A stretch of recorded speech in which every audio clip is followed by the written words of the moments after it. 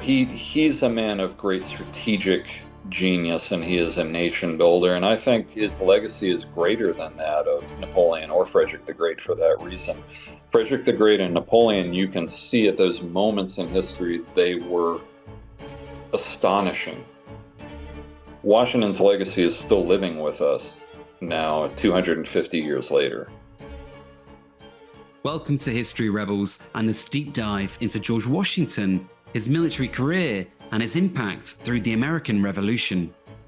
We're joined by author and historian Edward Lengel, an expert on the subject who's written a number of books on Washington's life and legacy. You can find out more in the links in the description.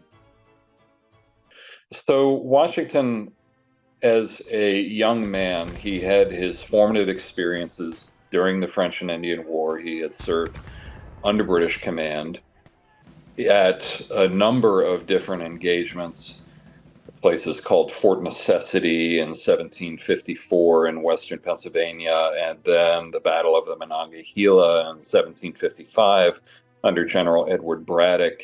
Lots of legends about that. Lots of Washington's life is steeped in legend.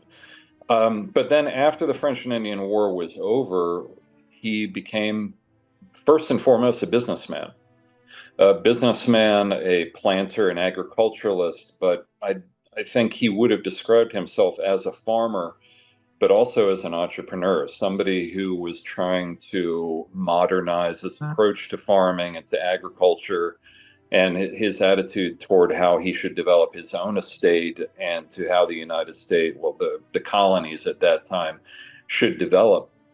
And he made his living on trade with Great Britain. That carried with it a lot of frustrations in the colonial system and the mercantilist system as it existed at the time, that the British government sought to keep the colonies in a state of dependence. There are a lot of different aspects of that. I could talk about that endlessly, but that really, more than anything else, a sense of frustration with the constricted economic system that existed in the colonial relationship was what drove Washington to supporting revolution. Now, he was interested in ideas, not as much as Jefferson, not as much as many of the other founders of liberty and equality and the political system. For Washington, the issue with the relationship was really primarily economic.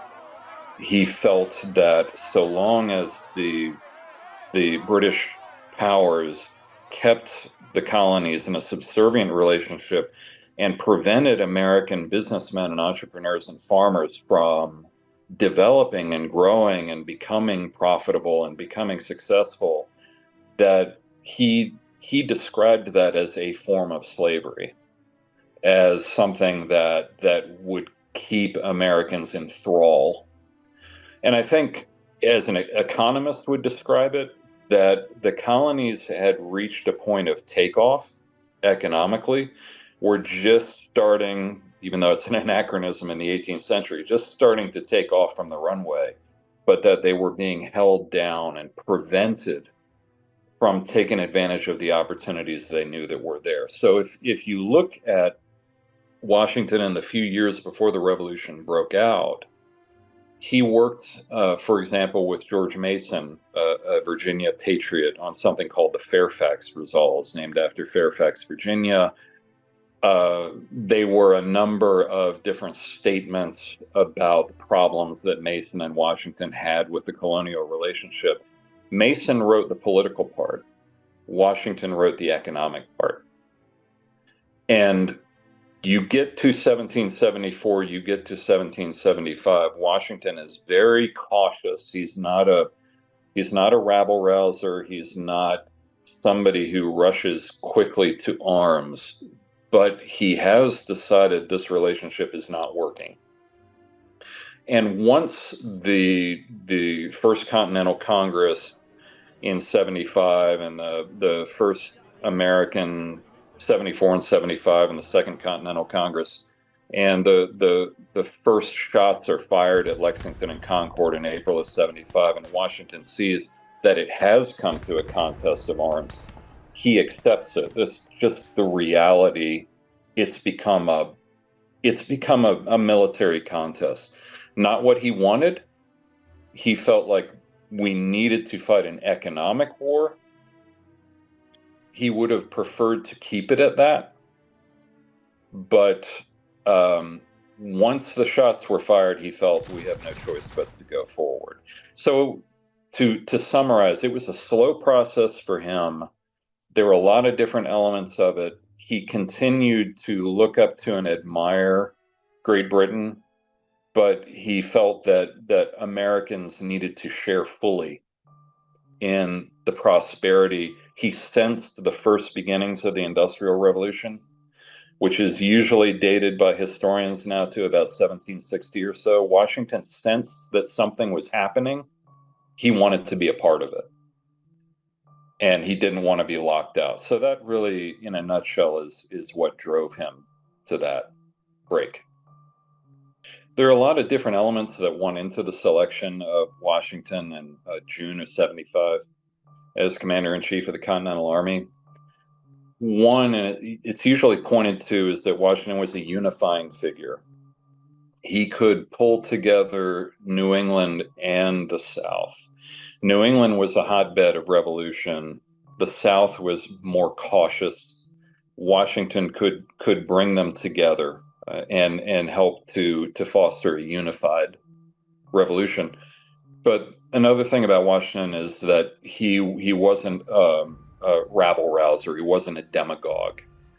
He inspired a sense of trust.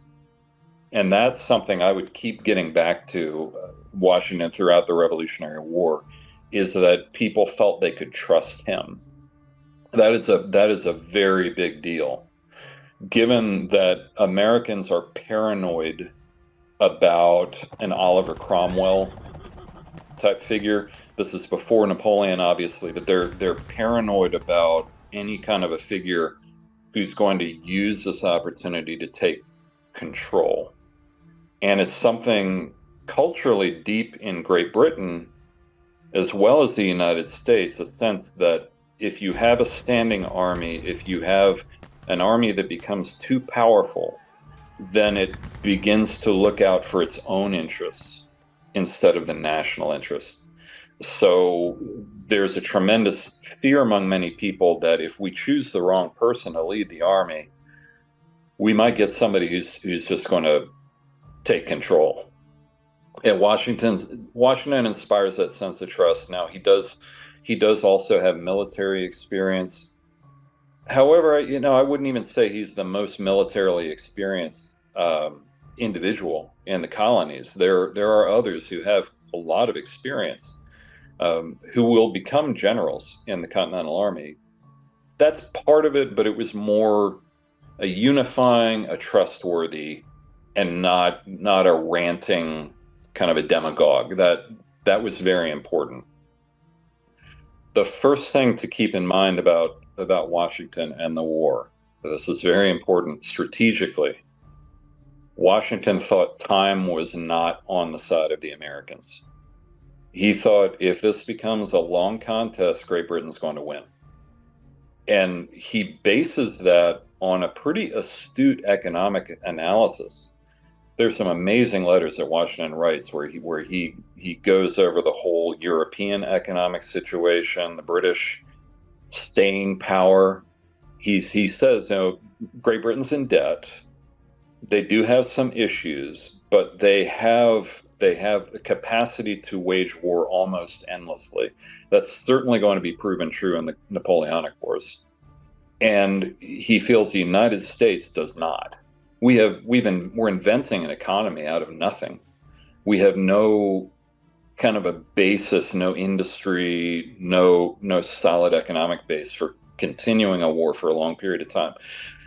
All that being said, he thinks we got to end the war as quickly as possible. So what he's looking for is a spectacular victory right out of the gate. He's very disappointed in Boston that after Bunker Hill, when the British lose so many casualties at Bunker Hill in June of 75, that William Howe, who becomes commander in chief, avoids confrontation, avoids major battles. Washington keeps trying to prod him in Boston into a knockdown, drag out bloodbath. Washington wants a bloodbath and something that will end the war right away in a horrible way, but convince the British, no, this isn't worth it. He's very disappointed, actually, when William Howe gathers up his forces and leaves Boston. It's always presented as a great victory for the Americans in March of 76 as the British leave Boston. Washington was disgusted and disappointed because he wanted a battle. He didn't get a battle. So when the British assemble what was up to that time the biggest amphibious fleet in history to launch an assault on New York City, Washington takes one look at New York and he's thinking, I don't think I can really defend this place. I don't need to get into the tactics, but it's practically impossible to defend against if the other side has mastery of the sea, which Britain does. You can't defend that place. But Congress insists that you have to defend it. So Washington tries his best. The British end up landing on Staten Island and Long Island, and then Washington kind of observes the battle on Long Island and Brooklyn Heights from his place in Brooklyn, his headquarters in Brooklyn Heights. From a distance, the Americans get pummeled and just can't handle the tactical prowess of the British Army. William Howe is a superb tactician. He is one of the best tacticians of his generation, and that's something you really can't take away from him. He knows how to handle an army in the field, and Howe just whips the Americans on sight and shatters the army. They flee in defeat.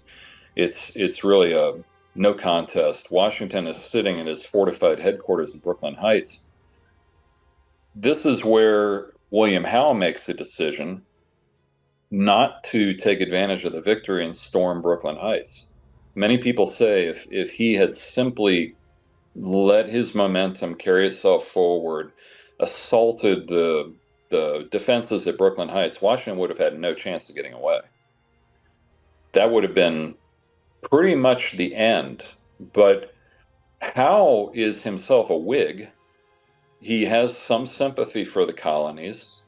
He's a professional, but he's also trying to avoid another massacre. He knows we can storm Brooklyn Heights. They're going to take a lot of casualties. He wants the war to end in a negotiated peace. He thinks if we have that kind of bloodbath Washington is looking for, it's going to make a negotiated peace harder. So Howe decides not to storm Brooklyn Heights. Washington then evacuates in peace, crosses over to Manhattan. Howe lands on Manhattan. The American army, for a lot of different reasons, is not handled well, flees up north of Manhattan, and then runs across New Jersey. The British defeat them in just about every engagement. There are a few exceptions, but keep outmaneuvering them in the field, and that's what leads Washington in his epic retreat across New Jersey. It's a pretty complete whipping. So Washington's army has retreated across the Delaware River. The Continental Congress is in disarray, flees Philadelphia. Everybody's afraid the British are going to cross over the river. Howe probably didn't intend to do that, but they're afraid that he's going to do that anyway. The British have conquered New Jersey. There have been a lot of atrocity stories that have been spread around, especially about the Germans who are parts of the British Army, that they've been committing atrocities, and they kind of did. They did some pretty bad stuff. And so it seems like the Continental war effort, the American war effort, is at its low ebb. What turned it around? Why did Washington decide to turn it around, and what motivated him there? I think the key is one of the brilliant things about Washington is that he a lot of generals are very blinkered. They're focused only on what's happening on the battlefield. And Washington had an understanding that his role was not just to manage what was happening on the battlefield, but to have the big vision, the strategic vision, to look at the big picture. He was always thinking about the war effort. He was always thinking about what I mentioned earlier, time not being on the American side, and the economy being near to collapse. The American economy was always close to collapse. So Washington keeps his finger on the pulse, the popular pulse. He thinks, oh my gosh, Americans are starting to trade with the British again. All right, the British have hard currency. They can offer hard currency to American farmers. We have worthless continental dollars, which are, nothing. So Washington sees this. He's beginning to sense a turn that this war could be lost right now. Not so much because of military defeat, but because American people decide this just isn't worth it anymore. So that is what motivates him really to turn around and launch a last-ditch attack across the Delaware River.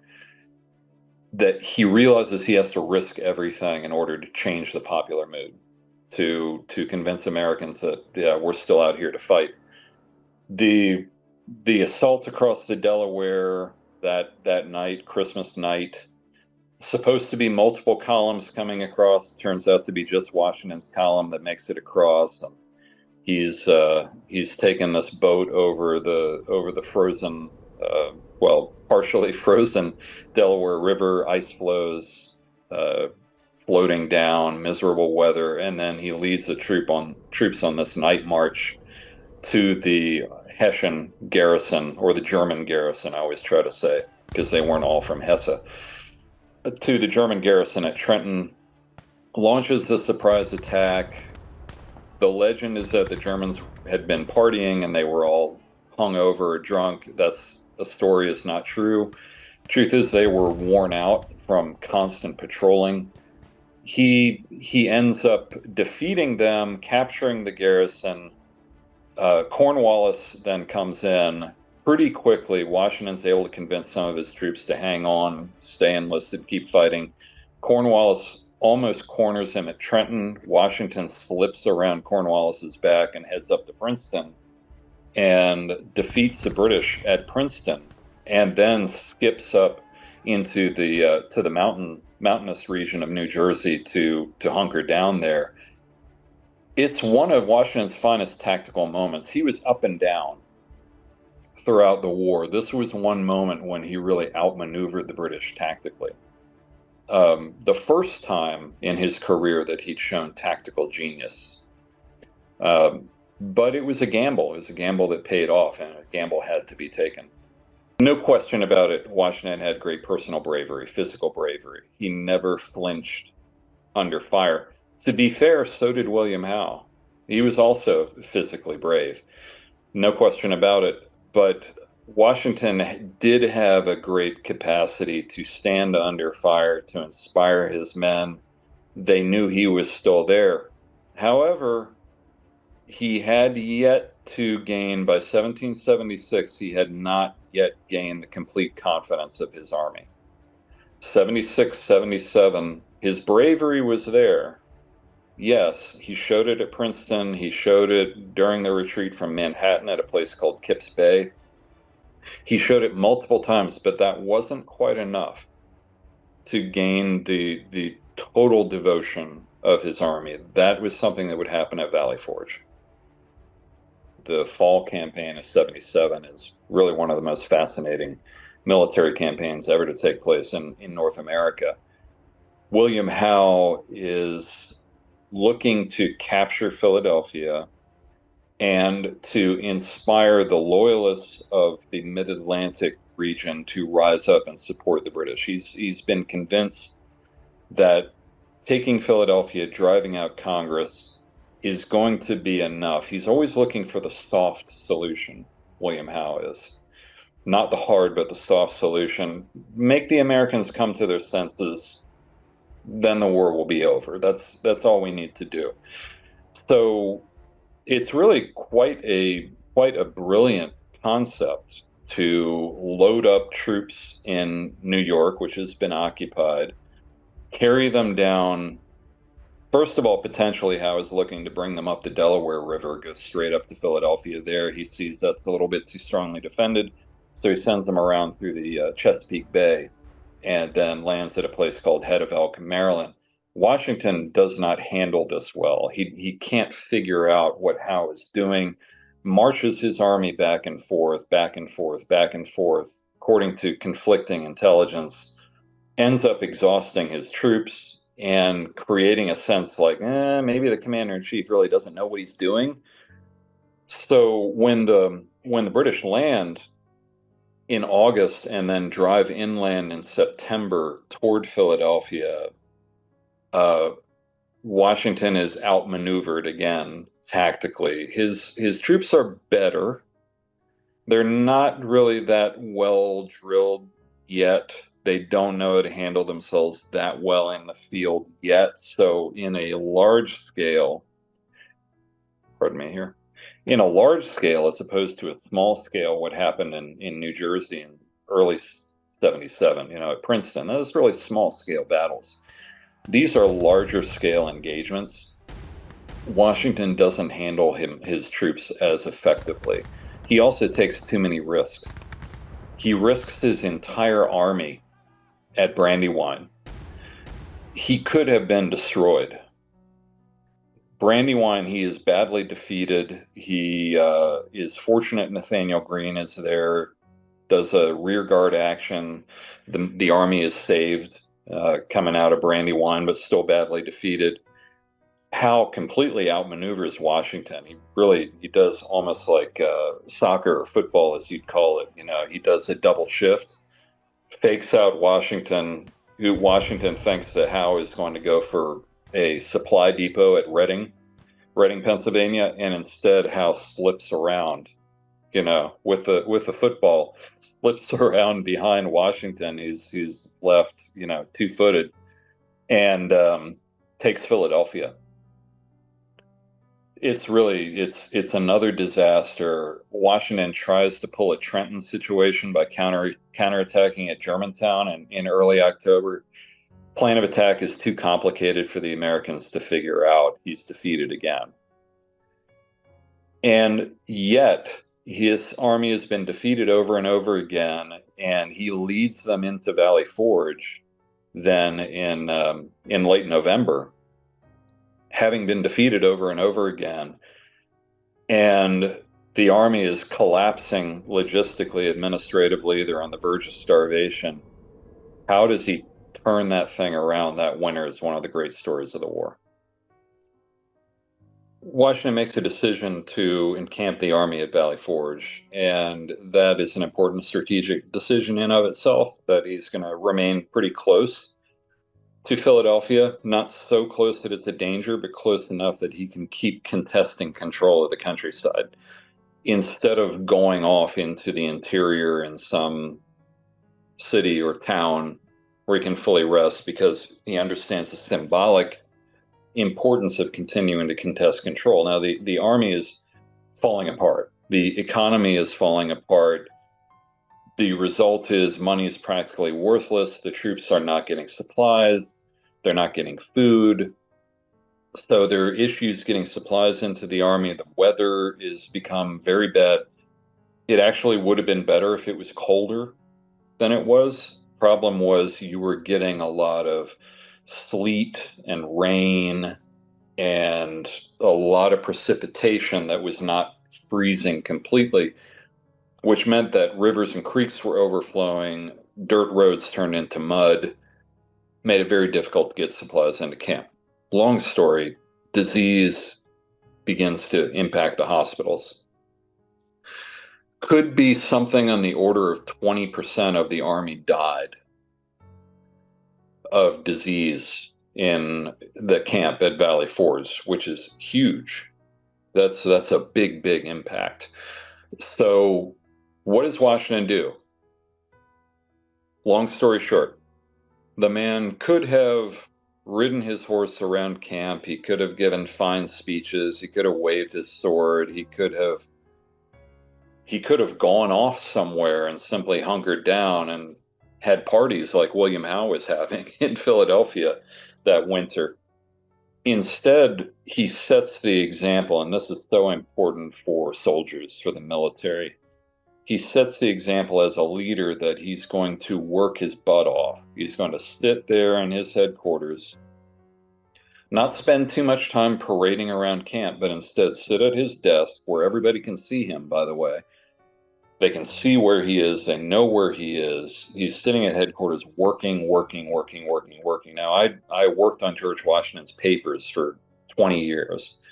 So I've read the correspondence that he produced in this period. It's amazing the amount of work that he did, simply to give the soldiers the things that they needed. They don't sit around a campfire thinking how they're going to outmaneuver the British in the next battle.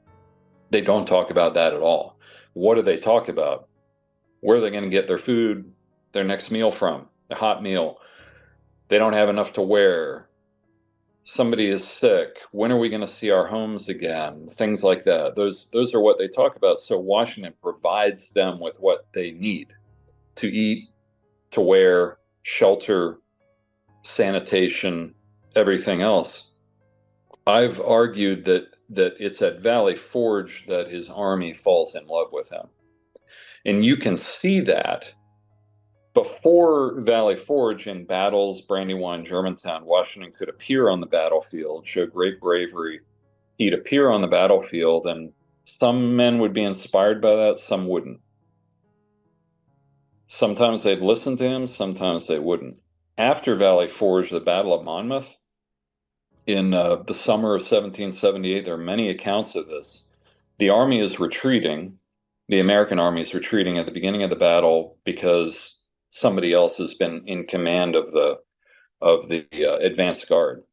The army was retreating. Washington appears on the battlefield. He has not said a single word. The army stops the retreat. There's so many descriptions that it was like an electric feeling, an electric current went through the troops. Washington is here now. He understands us. He cares for us. No sacrifice we make is going to be in vain. So let's fight for this man. He doesn't have to say anything. And they turn around and fight, and they actually fight the British Redcoats to a standstill. Not because he showed any brilliant tactical prowess or anything else, but because he had won the love of his army, and he got that at Valley Forge. Espionage and intelligence gathering is super important. And it's so fascinating. I wrote an article on this some time ago, where if you look at the Continental Army at the beginning of the war, when Washington takes command, he will ask his officers, well, how many men do we have? Well, I don't know. What kind of supplies do we have? How much powder? How many weapons? I don't know. Where's the enemy? I don't know. Those are the responses that he gets. So he focuses on two things: internal intelligence. That means knowing your force, how many men you have, what their state is, how well supplied they are, what you can do with them, where they deployed. And then external intelligence, knowing the enemy and knowing the ground. It's gradual. But you go from there up to 1781 in the Yorktown campaign. Make the comparison. When the French under Rochambeau, they're up there at New York, the French fleet is down off Yorktown, Virginia, Cornwallis is at Yorktown. And the moment comes to make a decision. Are we going to stay focused up here in New York, or are we going to go down to Yorktown, Virginia? Washington has to make a snap decision right there. He can immediately say, where are my forces? They're here. What do I have under my command? This number of men, these many supplies, these many wagons, these many horses. Where's the enemy? Here, here, here, and here. Where are my forces? Here, here, here. How long is it going to take us to get from here to there? This much time. And it's brilliant. He has transformed the army internally and externally, in terms of that intelligence gathering. The other thing I'd say about it, the whole, I don't know if the television series Turn was broadcast in the UK. Assuming it has been, there's a lot of talk about espionage and all of that. All of that was around New York City, right? That's where the British were located. Why was Washington so obsessed with intelligence and espionage around New York City? Because he was determined to attack New York City. He thought we have to end this war as fast as we can. All he can think of is full scale, all out, apocalyptic assault on New York City. And that's what all of that was intended to do. But the fascinating thing is that when he has to make that decision in 81, go ahead with the attack on New York, which the French are kind of saying, maybe not such a good idea. But they're willing to go along with him or go down to Virginia. He can make an informed and quick decision, and he gives up his obsession to go down to Virginia. I've talked about Washington's tremendous leadership. He was a great, great leader. He thought strategically. I read an amazing letter that he wrote in the summer of 1780. He wrote it to a colleague in Congress, where Washington steps back and he takes a moment to say, what's the world situation right now? And he analyzes the British economy, the French economy, the Spanish economy, the Dutch economy, their military forces, their political situation, because so many Americans have been saying, the French are here now. We've got nothing to worry about, right? The French, the Spanish are potentially helping us. The Dutch are giving us loans. No, Britain is alone. We're going to win this war, right? Washington says, maybe not.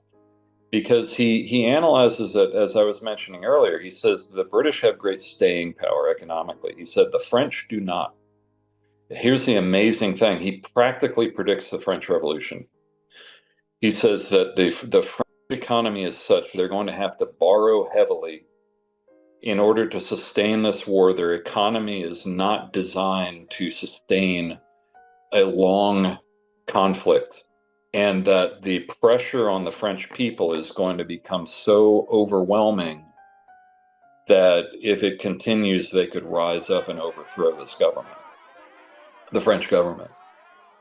And that is exactly what happened. In fact, so Washington's strategic vision is what allows him to end the war. But then the final thing that I'd say about Washington and the war is that there's often been a lot of talk about Washington could have been a king.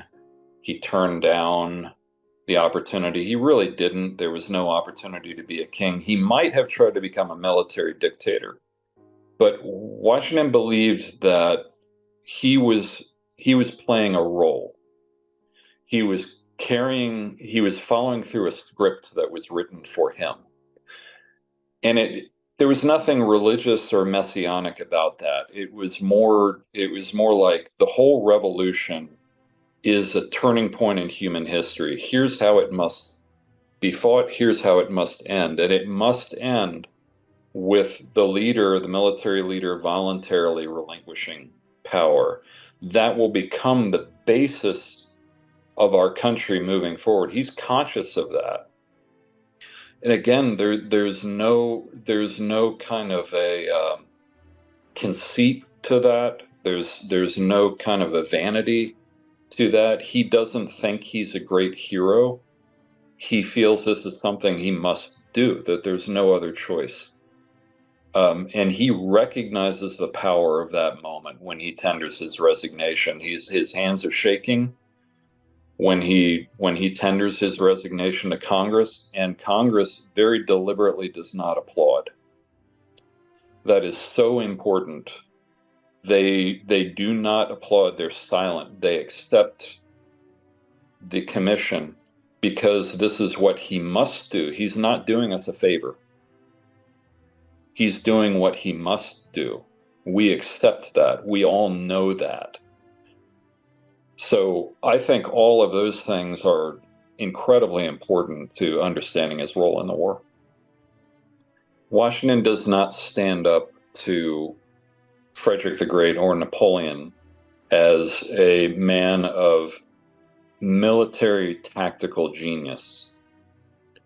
He's not in the same league. He has moments. He has great moments, and much of the time he's competent.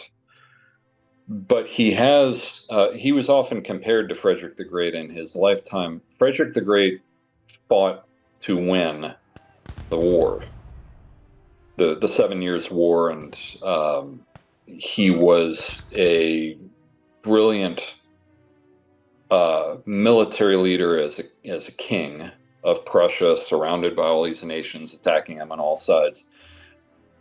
But he was not a nation builder. He didn't have a great understanding of economics, politics, everything else. Even though he's called a Renaissance man, you look what happened to Prussia after he died. Prussia falls to pieces in the Napoleonic Wars in the early 1800s. He doesn't leave a great legacy. Napoleon, a man of extraordinary military genius, but a man who rode a wave. Napoleon rode a wave that had already been surging before he took power. It was a national movement that Napoleon rode. And the legacy there too, after Napoleon is defeated at Waterloo, what does he leave behind? No, France will go through multiple revolutions and then end up getting defeated by the Prussians in 1871. Not a great legacy for Napoleon. Washington's a nation builder. Washington builds a nation, and his leadership and strategic genius and embracing of a role and a concept to create the United States while he's fighting a war against the most powerful country on earth, most powerful empire on earth, which Great Britain was. And Great Britain did not get defeated many times. Great Britain had a long history of military success before the Revolution and after the Revolution.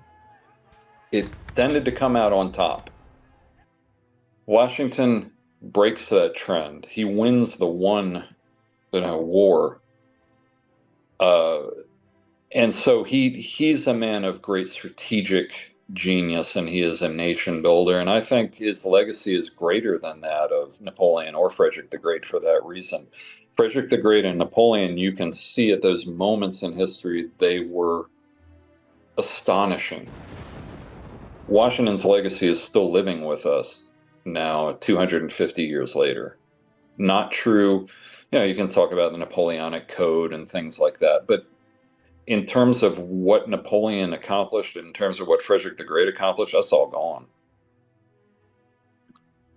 So historically, Washington is the greater figure, I think. And I thought it was interesting. There was a poll some time ago of British military historians and historians of who was the most formidable military enemy that Great Britain ever faced. And many people thought Napoleon was going to win that hands down. Didn't. It was Washington. Washington easily came out on top. It wasn't Rommel. It wasn't, anybody else, but it was Washington. Thanks again to our guest, Edward Lengel. If you enjoyed this video and want to see more of Edward's work, please do check out the links in the description.